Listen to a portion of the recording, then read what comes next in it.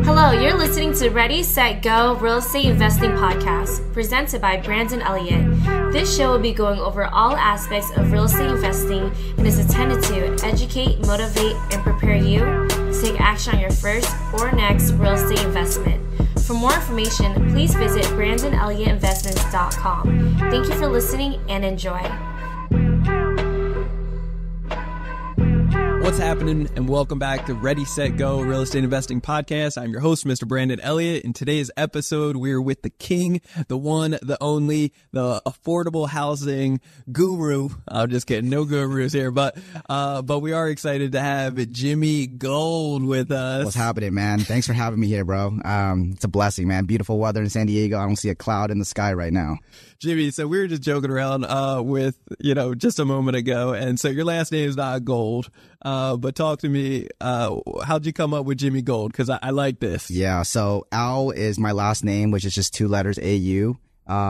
And you pronounce it Al. It's like ouch without the CH. Okay. And I noticed... I would have butchered that anyway, so I'm glad that we handled that. People That's try good. to be polite, like, oh, is it Au? Or they want to say Al, but, for them it sounds offensive. But okay. Yeah, Al is just a periodic symbol for gold. And, ever since like I found that out, I was like, hey, just call me Jimmy Gold. It sounds better anyways. I love it. That's cool. That's cool. All right. So real estate, basically you're from Texas. You moved out to San Diego, what, a year ago? 3 years ago now. 3 years ago. Okay. 3 years in June. I love it. And then you jump into more affordable type of housing. You got Section 8. You got a lot of creative financing deals, RV parks and so forth. And you work with a lot of different partnerships and so forth. But I want to know first off, like, why real estate for you? What sparked that interest? And kind of tell me like where you come from, how you got out here, why Texas and why San Diego. Right. And then let's give the listeners like that 30,000 foot view, all the different things you're doing in real estate. For sure, man. I feel like what's transpired, it's only been four years now, but it feels like it was just yesterday. I went the traditional route, growing up in an Asian background, you're expected to, finish school, college, get a degree. And I studied engineering by trade. I barely got by, honestly cheated my way through school because I was so disinterested. I was unmotivated.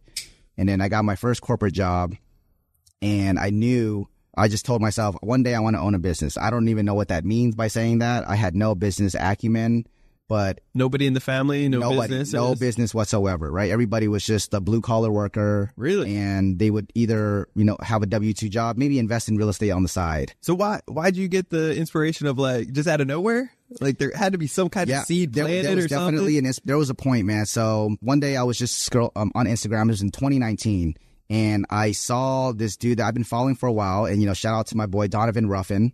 I went to high school with Donovan and, I just see his Instagram blowing up. I see like, the nice car, the nice houses, and he's doing like, flips. And I just watched an interview. I was like, what the heck does this guy do? Sure. And he mentioned the word wholesaling, real estate investing. And so I just went to, YouTube University like everybody else and researching, and I was addicted. Just like anybody else. They get addicted to it. And the difference, though, is some people just read about it, but they don't do anything. Yeah. Right. And so I just took imperfect action after that. I love that. See, some people don't find that addiction, though. And then they like want it really bad, or they say they do, but they don't really take that initial steps. Like, just like you, I got some kind of spark of interest, I think, from reading Rich Dad Poor Dad. Yeah. And then afterwards, I just started going down this rabbit hole of all the different strategies in real estate. Once I found the BRRRR strategy, I literally got addicted. I was like, wait, what? I can have no money into my deals. I can have like cash flow, tax benefits. I can start making a couple extra $100 on a brand new property and then start getting my way out of this restaurant gig that I'm in. Like that was the addiction for me. But some people, they don't find that addiction like we do. They're too comfortable in their current positions. They're complacent. They're like, oh, that sounds nice. Maybe one day. Yeah. Right. Yeah. And because that's exactly what it is. Maybe one day. Yeah. Maybe one day. And I said, no way. It's going to be day one. Yeah. One day or day one. So, after that, I started learning also about, hey, in order for me to get into this, I need to also do some self-development, right? Yep. Quote unquote self-help. Yep. Right. There's the derogatory term of self-help. And I think it's powerful. I think people are trying to downplay it. Oh, yeah. What's wrong with working on yourself? So one of the first books I read, Rich Dad, Poor Dad. Uh-huh. And then, Rich Dad Poor Dad. I listened to Bigger Pockets podcast. Yep. Also found the Burr strategy. I got addicted to that too. Yep. Bigger Pockets. I was reading. I was listening to episodes from the first episode all the way up to the latest. Yep. And I started learning the Burr strategy. I've actually never done a Burr deal though. Really? Because to this day? No, I haven't. No kidding. None. Dude, we're gonna pop that cherry later on today. We're gonna get some. I haven't worked with any lenders either. Okay. And I think no lenders either. Yeah. Let's go. Yeah. And see, that's creative. I love creative finance. Yeah. That's what's up. And I think for me the hurdle was probably for a lot of people is, man, I don't have a track record for these banks. I'm having to build relationships, or I was afraid of asking stupid questions because I'm new. And if I ask somebody like, oh, hey, what's a balloon? Or, hey, like, what's seasoning? Yeah. Right. And so I was kind of intimidated, but I just kind of put myself out there. And then as I was learning, I actually came across creative finance. I came across, Pace Morby. Shout out to the home buying, home selling guys in San Antonio. Mm-hmm. Just a lot of people in Texas that were talking about creative finance. And I thought I was addicted, but now I'm like obsessively addicted, right? To creative finance. I was learning about wraps, subject to seller finance, novations, and I would literally stay up late just to read this. And I'm like, all right, I'm going to do this. I don't know how I'm going to do this. It sounds so easy. Yeah. So you never went any of the traditional routes or any type of credit or you've always gone creative route. Legitimately creative. I've either raised money to be part of deals or I've raised other people's monies to buy my own deals. Sure. And I think there's a huge power, but there's pros and cons, right? I think with lenders, if you build a track record, then it's going to be easier to get a lot more money. So as now, if I don't have those relationships, I realize, dang, it actually is harder. Because now I'm having to raise potentially millions, and it's going to be hard to raise millions from individuals. Yeah, as you grow and scale, exactly. You're like, I only needed a little bit at the time, but now that I got my feet wet, I got a good track record, I get these guys strong ROIs. Now they're tossing me the money back every time I give it to them. Yep. Then it's like, how much have you raised at this point? In total, I probably raised, to buy all my deals, $500,000. Yeah. It doesn't sound like much, but I bought a lot of properties with that kind of money. Yeah, let's go. Like I've raised, actually probably a little bit more, because I've raised $200,000 to be part of this RV park deal that I'm in. Mm-hmm. No, none of my own capital. I raised someone else's money and then brought their money into another person's deal, and now I have ownership. Yeah. Just because I made that connection. Hell yeah. And then probably like a few $100,000 as well, just to buy my own personal deals. Cool. I love it. And it's all from, friends, family, people that I've met on Facebook. Man, you got good friends. There's money your everywhere. Friends. Yeah. Well, everybody's my friend if I can talk to them and they respond. They want to toss up some money. Exactly.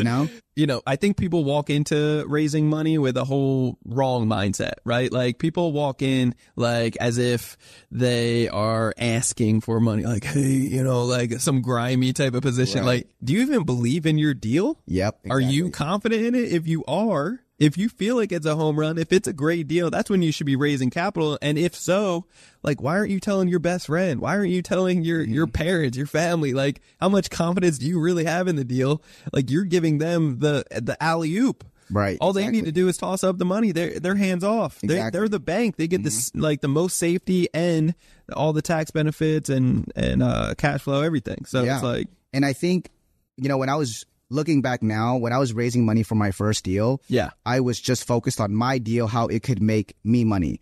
But for someone out there who is raising money for the first time, I would say flip the script and think about how you can help other people grow their wealth. That's right. Right. And now you're just like a stockbroker or a real estate investment broker that's going to do the work and make the investment cash flow, increase the revenue, appreciate. Yep. And so you should get compensated for it as well. Right. And but by doing that, you're doing good by doing good. You're helping other people grow their money, and in return, you're getting compensated for it. Yeah. And it feels really damn good, by the way, of like helping out a mom and pop, like friends, family, versus like I've helped out my neighbors. Like I've done like some cool stuff with some cool people that otherwise they would have just been, I don't know, kind of screwed on their own or leaving it up to the stock market, leaving it up to the banks, whatever, their 401k, It's a great feeling when you pay back your lenders too. Yeah.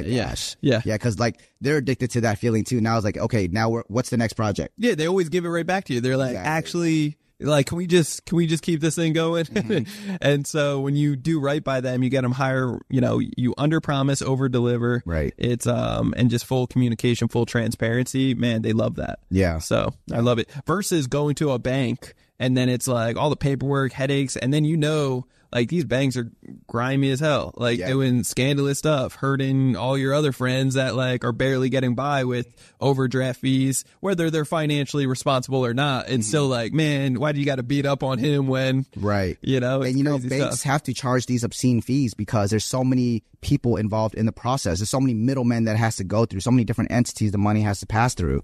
So along the way, people have to get paid before the money even touches you. And so I realized, hey, if I can just go directly to the source, right? People that have money, I can cut out the middleman. I can get better rates. I don't have to get, feel like I'm getting robbed, essentially. And I don't have to feel like, my deal has to be so good that even if COVID happens, that I'm still okay, right? And I started during COVID too. You did? I did. I bought my first deal 2 months after the shutdown. Really? And let's go. Okay, so that was your very first time getting into real estate. 2020, Okay, awesome. So talk to me about this. Let's back it up. So what kind of education, how long did you, it sounds like, university, YouTube, university, that's all it was. Podcasts, YouTubes, everything else. But I paid money to these gurus that said that they would have a course, and then I look at the videos, everything's uploaded on YouTube. I'm like, oh my gosh, bro. So a lot of those. And so I was learning about real estate and went to my first real estate conference in February. March, lockdown happens, Let's go. 2020. But I'm still learning, right? I'm still learning. And then I find out about subject to creative finance. And so I just do what they say. Hey, you get a dialer. I got Mojo, which is a single line dialer. So easy to use. I downloaded a list. I forgot where I skip traced it from. I was paying like 50 cents a skip at that time. Let's go. Because I didn't know if that was cheap or not. And I was literally calling list by list, and I learned subject to. And I kind of proposed a pitch. I probably did it wrong at that time. My wife was like, you need to slow down. You're talking way too fast. I was nervous. But and then one of them just said, reluctantly, they said, yes. And I was like, okay, now what? Shoot, now what? Now what? I need help. And luckily, I had mentors like Pace and his transaction coordinating team to help me with the contracts. But cool story. Like Pace opened up his sub 2 mentorship in May of 2020, May 1st, I think. May 3rd, I got the first deal. I was the first student in sub 2 to get a deal. Really? Yeah. Let's go. And it was just calling. I was already taking action before the mentorship opened. Right? I was just already doing what I could. I literally had a friend come into town, and he was helping me put out bandit signs on the weekends. I put him on my shoulders, and you put him on the wooden post. Let's go. And he's up there. You see so many other nails. It was crazy. And this was You're like, I'm not going to allow this to be taken out. Yeah, exactly. Put extra nails in there. But so I'm from Dallas. I was living in Dallas, but I was visiting my girlfriend, who's now my wife. And when the lockdown happened, we were in San Antonio, and we kind of got stuck there. So I was like, you know what? I'm just going to try to do a deal in San Antonio, which I had nothing about. And so my first deal was in San Antonio. And because I was like, look, I'm going to underwrite it. I guess the monthly mortgage payment is lower than the rent. So I think it's good. I think we're winning. I think we're winning. Know? And to this day, I'm still getting paid from that deal. Okay. You still own it. That's what's up. Cool. Yeah. And then literally 2 weeks later, I got another one. And then a week later, I got another one. So within the same month, I had all from the same list that you were originally hitting list, up? Nice. Right? Where'd you get the list from originally? I used PropStream, and you can filter with a bunch of parameters. But I was thinking, what would be the ideal candidate for someone willing to sell their house subject to? And also, why did I want to do subject to? Because most of these properties are going to be turnkey. They're going to have low interest rates, and I can just pay somebody $20,000, and I would take over their home. That's it, right? And I thought to myself, what's the ideal candidate? And I remember Pace said something about expired listings. So I said, okay, expired listings. What if they have low equity? Because a lot of people, wholesalers, they're taught to go after high equity. High equity, absentee. Those are the standard lists that you would see, right? But someone with low equity and it's expired listing, you have to think about that. It's an expired listing because they don't have enough equity, and in order for them to sell, they have to sell at a certain price or they would take a loss. Like what other options? You're backing them into a corner. Exactly. I mean, they're already backed into a corner. You're just helping them out now. It's either that or they become the accidental landlord. What else are you going to do? Right? Because the wholesaler has probably tried to get them under contract. They try to sell the deal. Keeps falling out. They can't because it's right at ARV. Right? Or right below it, and nobody knew what to do at that time. And so I think it was just perfect timing. And also, like, I kind of just sat back and, like, I was more of a sniper more than just a machine gun, just kind of just throwing out a blasted. because I didn't have a lot of funds either. I had to be very strategic on how much money can I spend into my marketing.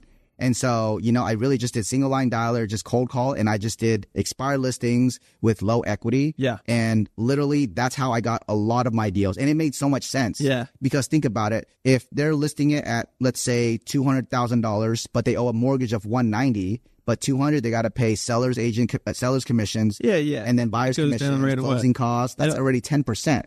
Were you working at the time too, or no? Yeah, I was. Oh, you were? Still okay. Working remote at my only corporate job I've ever had, and I was literally working 2 hours. I mean, just jiggling my mouse, and I was like just making cold calls all day. Just by, yeah. Yep. And that's literally just how it happened. I was just chugging along, and people were saying yes, because at that time, a lot of people were also scared. It's COVID. We don't know what's going to happen. Yeah. And I remember one of Warren Buffett's well-known saying. When he says when people are greedy, be cautious. But when people are cautious, be greedy. Yeah. And so I was like, screw it. I'm just going to buy as many as I can. Yeah, this is the time. So you were getting them really quick, right? Back to back. Literally, the transaction coordinator for Pace was like, dude, what are you doing? Like, how are you getting so many deals right now? I'm like, this is exactly what I'm doing. I made a video about it. I uploaded it. I shared it with the community. This is all I'm doing. Yeah. And so nowadays, like you see these kind of deals pop up left and right. Yeah. I'm not going to say I'm like the father of like these low equity things, but it just made sense to think about that, right? Because less people were going after it. Exactly. Less targeted. Low equity was not even a thing. Yeah. Like low equity was like, no, I'm gonna stay away. It doesn't have any equity. Right. And so, I bought those deals like either at ARV or over, and then they've appreciated so much in the past few years that, I'm damn near, I mean, in terms of equity, like, I'm technically a millionaire. Yeah. Right. And I wouldn't have, and I bought these deals at value, at market value. And so it was just crazy. And I just think like that was like the pivotal moment. Man, creative finance is so powerful. Oh my God. Yeah. It really is. It's crazy how you were one of the first in Pace's group, because like what Pace has built now and with all the people and everything, it's like shout out to Pace. Man, Pace is awesome. But it's cool to see like that you were in there and that you were rocking and rolling and like hitting all those just different creative stuff right in the beginning, which I love. Creative financing has been around forever, right? It's just like it's been hush hush though. It's been hush. Well, it's just like now it's really blowing up and getting more exposed and out there to the average public, I guess. And so it's not just for the savvy investors. It's for like, hey, did you know about creative financing? Oh shoot, what is that? Yeah. So it's cool how you implemented it, you used it, and you went all in. So many people, especially during COVID times, like everybody was tightening up. Now it's not the right time. I'll wait. Yeah, like freaking out. We made our first million a couple days before my birthday in February of congrats, bro. Like right before. Yeah, that's awesome. Right before like as COVID was taking place. And it was wild because there was a lot of ups and downs with the properties and everything that we were buying out here, and it was just wild. But yeah, it was like such a blessing at the end of the day. COVID helped out our business a lot, and I'm kind of like a lot of my other friends, yes, but how many other people that weren't prepared or kind of tightened up, it kind of went the other way, unfortunately. Yeah. I mean, it was already like the grain was going against them because, a lot of these people, they get stuck in analysis paralysis. Yeah. And then when you have this black swan event, COVID, right? It was just like, I'll wait until it dies down. Yeah. And, good luck. Exactly. And what I've learned it's not 2 weeks anymore. In terms of being an entrepreneur or just buying real estate, the best time to do anything is right now. Yeah. You just check it off, get it done. It does not matter because you will learn along the ways how to pivot. Yep. Right. You will, some people like now we have high interest rates, but if you can buy a home with high interest rates, that means that you're being creative enough to still make it cash flow. That's right. In another different, so like in a different way, so that when it does go down, you can refi, and now you're making way more than someone that started like a few years later. Yeah. And if you're a dooms gloom type of guy and you think that the interest rate's going to keep going up, guess what? You're cash flowing today. You just locked in the rate. You're good. Yeah. There will never be a perfect time. There will never be a perfect time to buy real estate. Yeah. It's just buying right. Like any market you can make money in, just buy right, know your deals, know your numbers, know your creativity.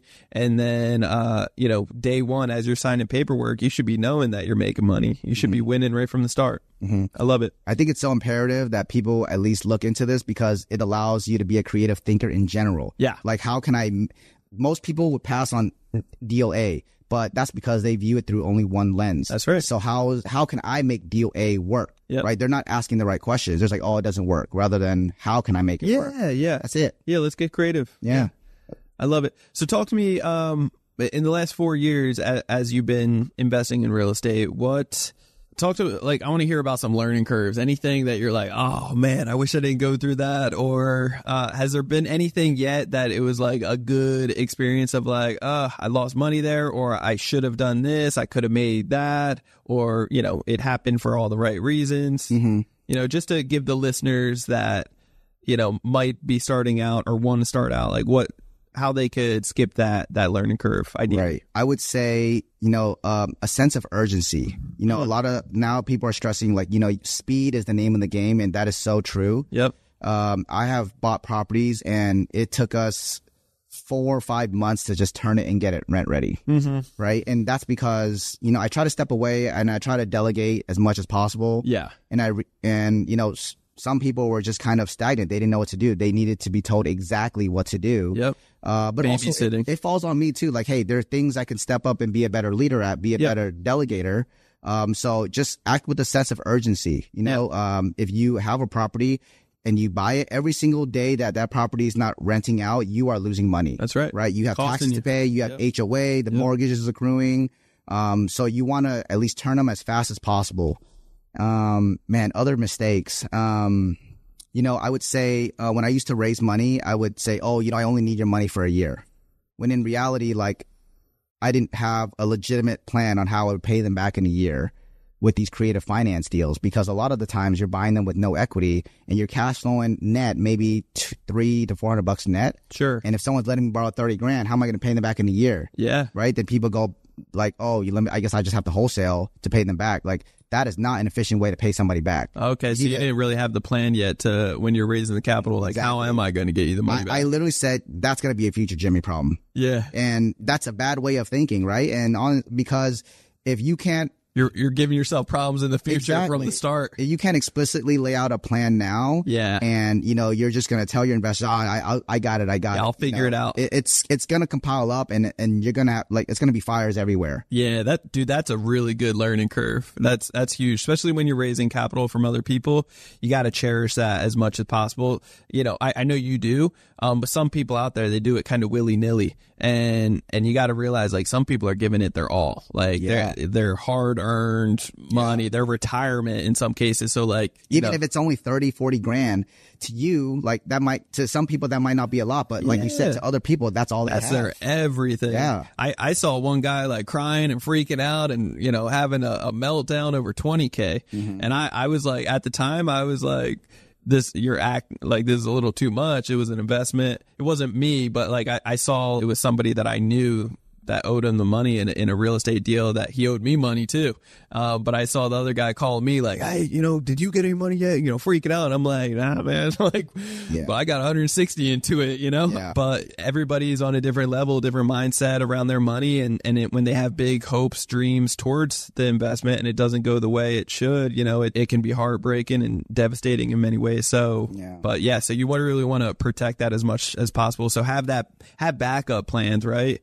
And prepare for it. I think it's good. And people ask like, what can you guarantee? I always tell my lenders, never use the word guarantee with the word investment. Yeah. Right? Because behind it is the word risk. Yeah. Right? And so there will always be some sort of risk that we cannot account for. Yeah. Right? Yeah. It's honestly like, it's either unluckiness or whatever, right? It's luck or unlucky. It's life, man. It's like, I can't guarantee a damn thing. Nope. I wish I could, my friend. Exactly. What I can do is tell you exactly what your risk factor is, and I can try to mitigate as much of that risk factor as possible. I can show you how to do assignment of rents, if, the money's still owed. I can show you how to protect yourself with lien positions. I can show you how to, get tax benefits. I can show you how you can foreclose on me if I don't pay you, and you can take the property afterwards. Exactly. And take it over. But as far as guarantee, I can't guarantee I'm going to wake up tomorrow, let alone pay you out in a year from now or whenever it is. You know? I would say if you're someone that's newer and you really don't know what the exit plan will be on how to pay back your lenders, just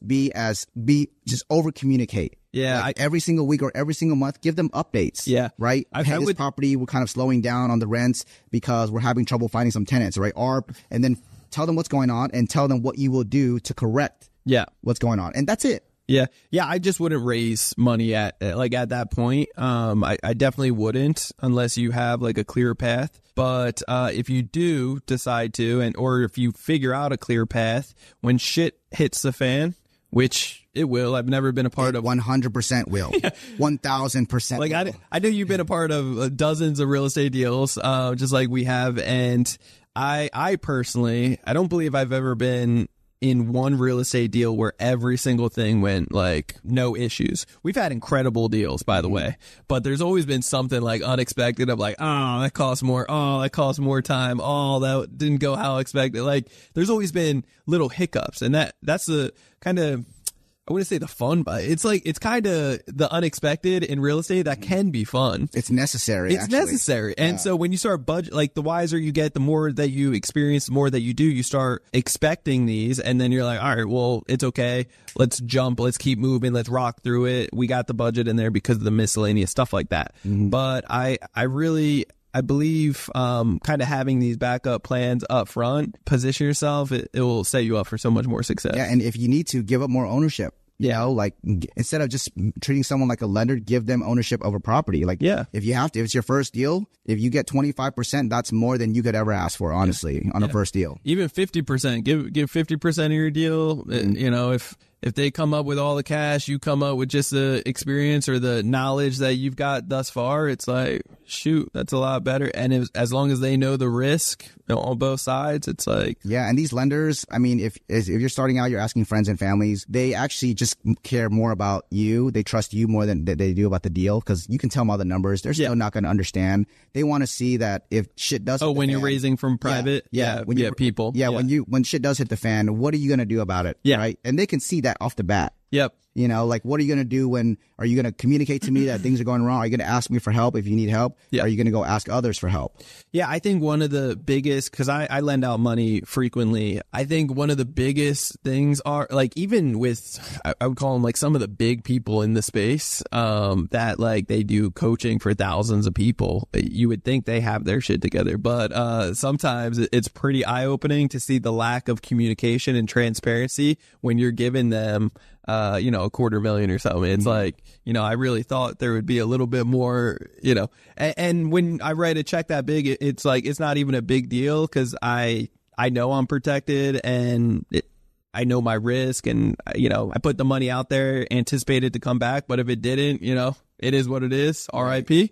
But looking at some of those people, I think one of the biggest mistakes when people are raising capital is that not enough communication throughout the process of saying, hey, just want to give you an update. I know you don't care. I know you're not asking for it, but just I care, and I want to let you know your money is being, this is where we're at during the process, versus the opposite of the investor constantly reaching out to you and like checking in, like, hey, I know it's been 3-6 months, 12 months, how we looking, like, you don't want that. Right. Yeah, I mean, I have had a lot of multifamily developers as my mentors, and they've all stressed the same thing, like communication, because deals will go sideways. There will be something that just, turns the tables a little bit. Yep.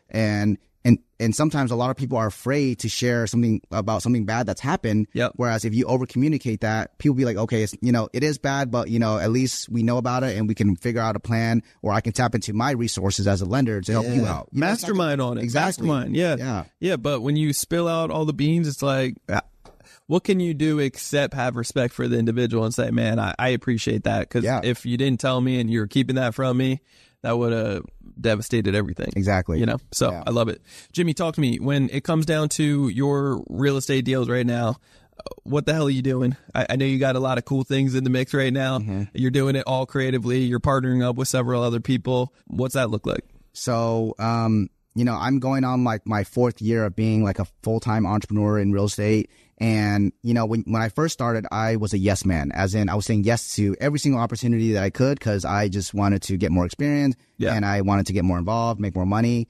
But as I started to scale, I realized that I need to be in a season of no. Yeah. Because, I'm either going to be a jack of all trades or a master of none, right? Yeah. You're only one guy. I mean, how many spots can you get pulled? Exactly. And so I would say, like overcommit all the time, and I would, fail, honestly, because like my time was focused on something else, and I realized, oh crap, I said yes to this. And so right now I'm saying no, and I want to be an inch wide and a mile deep. Yeah. And so I realized I want to go all in with affordable housing. Let's go. And so every time we buy our single family rentals, creative finance, we always convert to Section 8. Yep. At first it was a point of, we want to do it because we want to increase more cash flow. Yeah.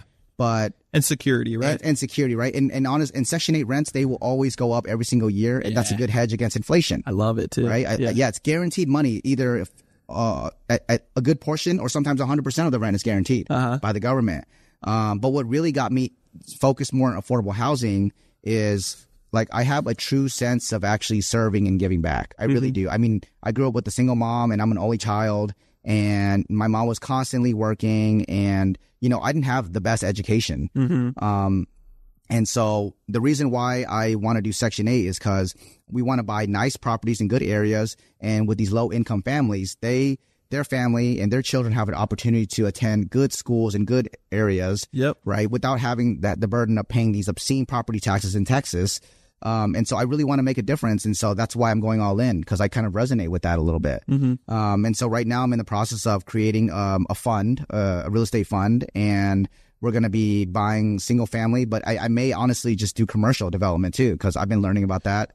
But affordable housing for me is like, that's what I want to focus on, because I want to be the guy that not only talks about, hey, how can you build a life of financial freedom, but what can you do with the money that you make? I want to be that type of person. Like, hey, I'm going to make all this money. Cool. I've made a lot of money, but that's not what, gets me going. What gets me going is seeing people happy to live in a home that they love so much. And then eventually our goal is to put them on a path to, in 5 years, they can own that home that they're renting from us. Maybe we can own or finance it back to them. Maybe we can refer them to a mortgage broker, or maybe we open up our own mortgage brokerage, right? And then we can find them loans.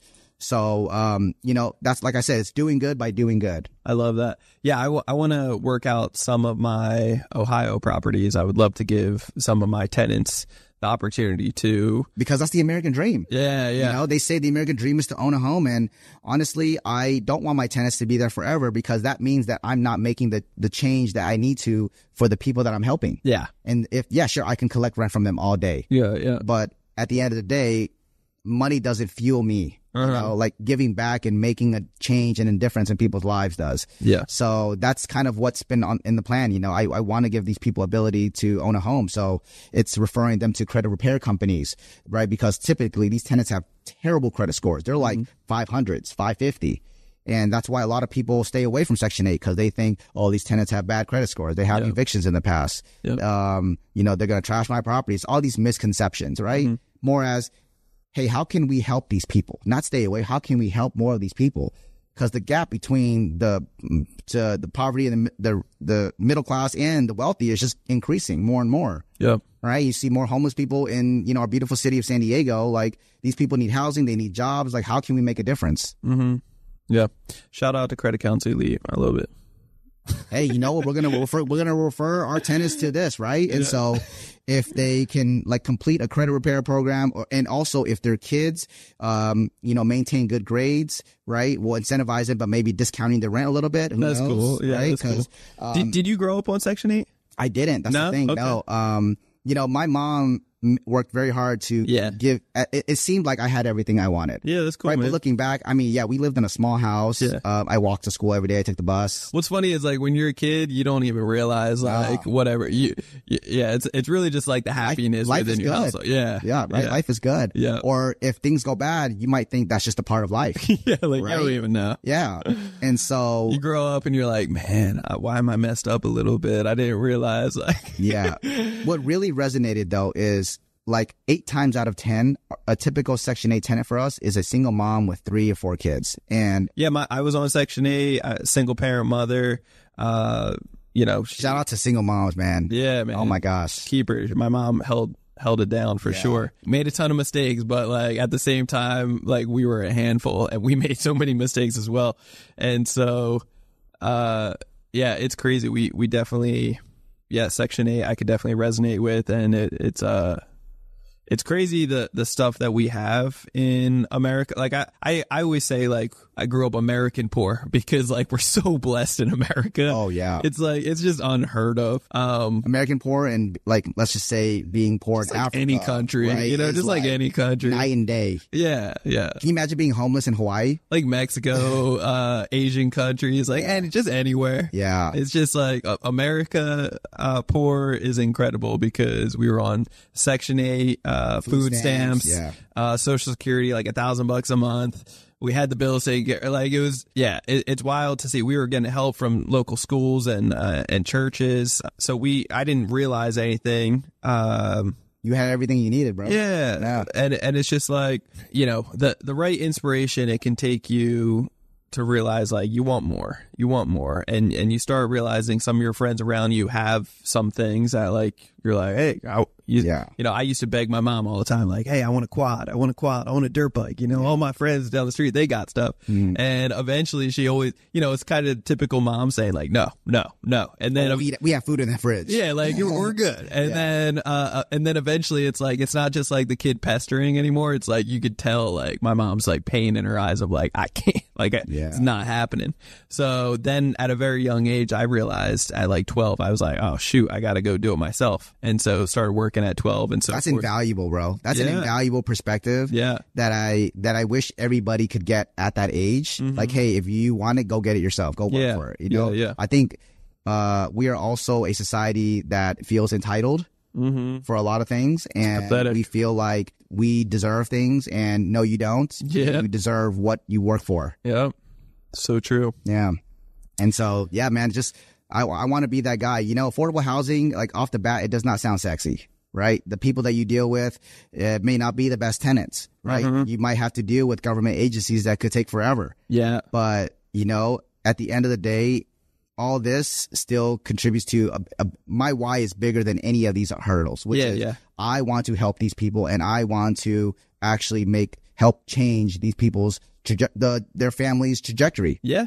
I love it. And being, you know, that catalyst to really show them a different way and educate them on like, hey, you could own this if you want. We could talk about it and I can show you how we can make it creative. Right. Talk to me. Have you ever had any issues with any of the tenants? Because I only have like about 100. Yeah. Knock on wood. Really? Bro. Yeah. Not so far. Man. Let's go. I mean, let's go. I do have some tenants I have a tenant in there. And man, she blows up my phone. Like it's like I'm a therapist to her. Really? Yeah. Man, you got to cut that off. Everything like. Usually, do you have quiet times? Like I tell them straight up, like sometimes if they call me because I'm, you know, some of my properties that I manage, are in Ohio, East Coast time.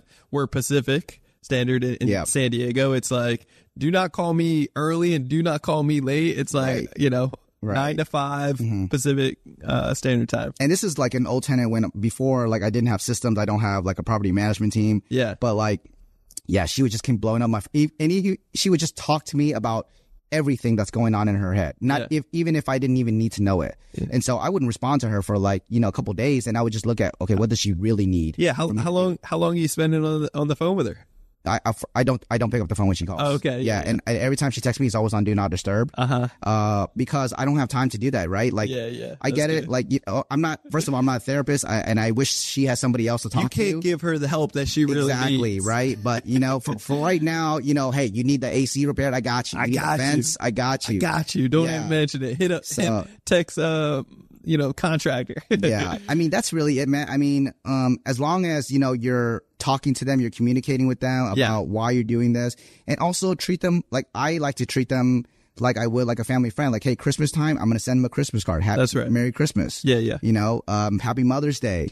Yeah. These are things that they will appreciate, especially like, wow, this coming from my landlord. I didn't even get this from my husband or my, you know, like my family. That's true. And so, I mean, it's that wow factor. Hey, you know what? They're humans too. They deserve, they have the right to housing. Yeah. And they have a right to have a good life if they want it. They just have to ask for it. And they got a choice to either destroy your home or to keep it in one good piece. So, you know, you want to keep. I want to make sure that, you know, you're on their good side as much as. Hey, I want to give you back your security deposit. Yeah. That's right. You know? Yeah, please don't get that twisted. Yeah. Like, I 100% want you to follow all the rules and give it back to me in the same condition so I can give you your money back. Right.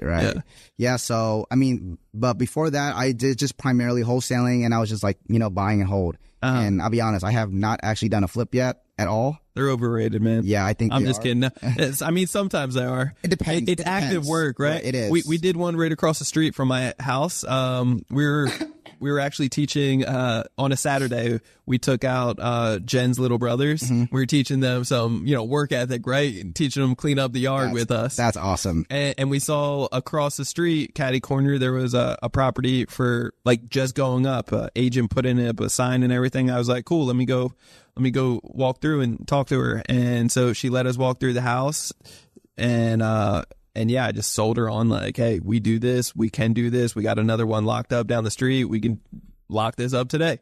And there's 22 offers. We beat them all out. I let her double end it, so like it's more in my pocket. Yeah. And no, all cash, no contingencies, and close in like 5 days. And I think it was like 50 grand earnest money down. Oh man, nobody can beat that. Well, that's what gets it out here. You got to put 50, 100K down, crazy. Just to like throw it on the table. That's like, crazy. I got this. We're closing on this. Yeah. Because other people are going to put like 10 or 20K down out here. And so it just shows that confidence of like, we're doing this. Now, I think if you have an automated flipping business where you're barely involved, and if you want to be involved, you can. Yeah. That's great. But if you're starting out, you have to think about how much time can you put in for the actual money, right? If it takes you 3 months to flip a home, but you make $40,000, or you can wholesale, 2 deals and make 20 grand a pop, and that takes 30 days. Which one are you getting more return in a certain time period, right? That's exactly it. So this is what I always recommend people is like we cherry pick. I will wait for the best of the best, and so that deal in 90 days. I didn't do anything, but it was convenient walking across the street, checking on the guys. In 90 days, we ended up netting 475. Like $500,000 in 90 days. We got a wire for 720 something. It's just like wild of what you can do in like wild markets, but especially out here in Cali. Otherwise, people doing it for 40K or 30K profits. It's like, I just look at that as so much risk. Especially out here. Oh yeah. In other states, I can understand, but it's like so much more risk. It's all $1 million properties out here. Interest rates go up by a few basis points. That 30 grand is gone. Yeah. Yeah, you're gone. If it takes an extra month or two, it's like the holding costs are 10 grand a month. Yep. So it's nonsense. Yeah. But yeah, so no flips, just wholesaling. Creative finance, single families, and closing my first RV park with some buddies last year. So we're looking to buy some more. And you're doing some creative stuff with that though too, right? What's the plans with that one? Yeah, so that deal that we bought, it was a $3 million acquisition, and we negotiated seller financing, where we're only giving the seller $700K down, and on a 50-year amortization. Well, 50. Let's go, baby. See, that's creative. Yeah. I like that. And so the plan is to build the park out in phases. We're going to build out additional pads and then refi along the way to pull out the equity. Yep. But now I suggested to the team, hey, why don't we consider putting some tiny homes on the property? Yep. Because if you put some tiny homes, you attach it, now you can depreciate some of that land. Whereas with the pads, it's just concrete. You can't depreciate any of that. And how much are those tiny homes? Dude, it's only $36,000 a pop. Let's go. Yeah, so what are they going to rent out for? $36,000, renting for $1,000 to $1,100. Cool. Yeah. So, and the ROI on that. Let's go, baby. And financing it all. Hey, all of you 1% rulers. There you go. Yeah, right there. Boom. Buy a piece of land in Ohio. What was that? 3%? Yeah. Yeah. Buy a piece of land, put a tiny home on there, and they're nice, dude. Yeah. They're nice. Yeah. Man, I'm gonna need that contact afterwards. That's what's up. Yeah. I love it. Has a bath. Has a full laundry machines, has a full kitchen. It's 400 square feet. It's crazy. Yeah. I love it, man. So talk to me. That's where you guys are going in the future. What other things are you working on now? Anything else that we should keep an eye out for? Man, I do want to see what I can do in terms of like the education side of low income families. Education as in like, how can I provide these people with more resources, more education? Yeah. Because there is a way to also generate more revenue, right? It's like in any business, when you have, a lead or a client go into your pipeline, you want to think into your funnel, how many times can you extract revenue from them? Yeah. Right. And lifetime value. Exactly. Yep. So it's like, not only am I going to get some rent, but I could potentially sell them this house. I could create a mortgage brokerage to refer them to get a loan for them to buy this house. Yep. I could refer them to a credit card credit elite specialists right here, right? To work on their credit, you know, and along the way, like they're getting value and we're getting compensated for it. So I'm just trying to see what can I do to really impact these people. And I'm solely focused on this. Make a course, throw some videos together, and then, you know, everybody that is renting from you give them access for free. Exactly. Yeah. And then you can just show them some opportunities and options for them.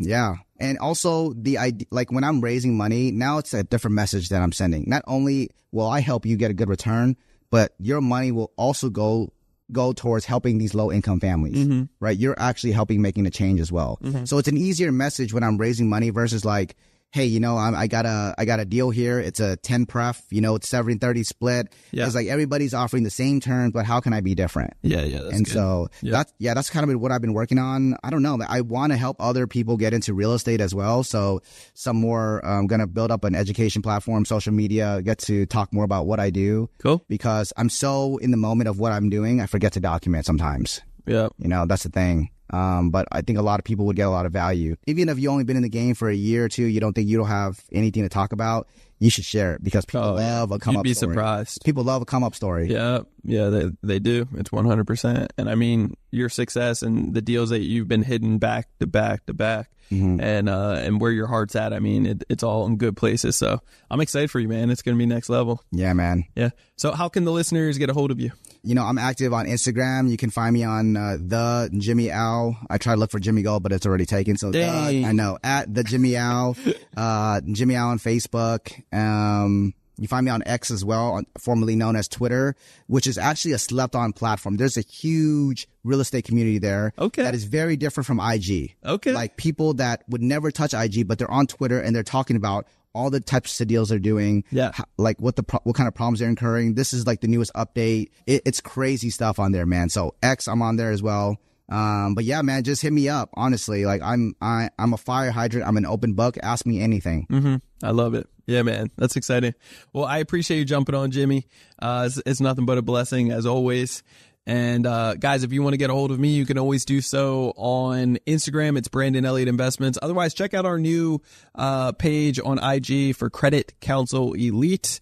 Otherwise, get a hold of me on Facebook or even check out our website for creditcounselelite.com. That's www.creditcounselelite.com. We're teaching business owners just like you how to be able to get up to $500,000 in the next 30 to 90 days at 0% interest. That is right, my friends. That's $2, $3, $4, even $500,000 in the next 30 to 90 days, 0% interest. So just jump on a quick call with us, get that second opinion today. And we are a for-purpose business, by the way, like what we were talking about, giving back. So a portion of all your investments that come in, a portion of it goes out to nonprofits that we support, believe in, and building, you know, new homes, getting clean water, and so forth. So really cool things in the mix. Want to show you the power of credit and what we're doing with that to take your business to the next level. And if you're even thinking about it, just do it, because a lot of times the thinking will cause you to say no. So if you're thinking about it, just go ahead and do it. Amen. What is the worst that can happen? That's right. I see. What's the worst that can happen? See, and that's what successful people end up getting in that mindset. What's the worst that can happen? I always say that to myself. You know, like whenever I'm investing, what's the worst that can happen? I'm gonna lose 100,000. Well, guess what? I'm good, baby. Make 100,000 again. That's right. You know, playing offense. Yeah, you will put yourself in a position to win because now you're learning more lessons because these things happen to you. Now you can be more resilient and you can bounce back even more. Tony, weren't we just talking about this? Come on. Boom. Come on, baby. Jimmy, go, baby. I ain't playing. Yeah, I love it. I love it, Jimmy. I appreciate it, man. Appreciate you having me, man. Yeah, it was good. Guys, check us out. Follow Jimmy. And if you haven't already, hit that subscribe button to the podcast so you get the newest notification every single Monday. Why haven't you subscribed yet? Do that now. Do it right now. And then afterwards, leave that 5-star review. Greatly appreciate all the love, all the support. You guys are amazing. We'll catch you on the next episode. Till next time. God bless. Peace. Peace. This has been another episode of Ready, Set, Go Real Estate Investing Podcast, brought to you by Brandon Elliott. For more information, please visit BrandonElliottInvestments.com. Also, please don't forget to like, share, and leave a comment below. Thanks again for joining. Until next time, God bless.